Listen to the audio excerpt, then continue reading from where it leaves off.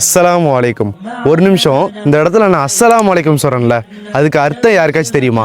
இந்த அஸ்ஸலாமு அலைக்கும்ங்கிறத நம்ம சிறியவர்களை பார்த்தாலும் சொல்கிறோம், பெரியவர்களை பார்த்தாலும் சொல்கிறோம்.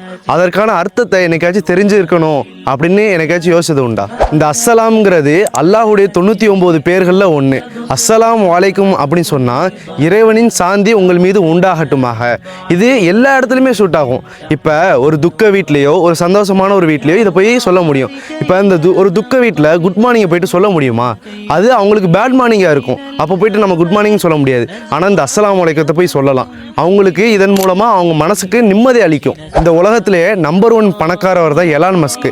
அவருடைய எக்ஸ்தலத்தில் ஒரு பதிவு போடுறாரு, காசை வச்சு என்னால் நிம்மதியை தேட முடியல அப்படின்னு சொல்லிட்டு. அவர் உணர்ந்ததுனால தான் அப்படி சொல்கிறாரு. பணத்தை வச்சுலாம் நிம்மதி தேட முடியாது.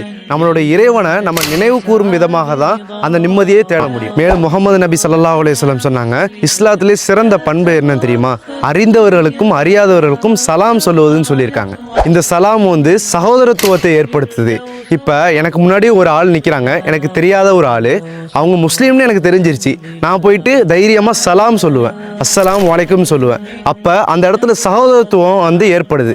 இதுதான் இஸ்லாம் கற்றுக் கொடுக்குது. இப்போ உள்ள காலத்துலலாம் சலாம் சொல்கிறதுக்கு கூச்சப்படுறாங்க. நம்ம முடிஞ்ச அளவுக்கு இன்ஷா அல்லாஹ் இந்த சலாத்தை நம்ம எல்லாருக்குமே பரப்புவோம்.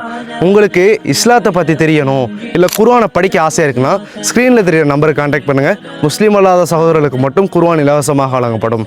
அஸ்ஸலாமு அலைக்கும்.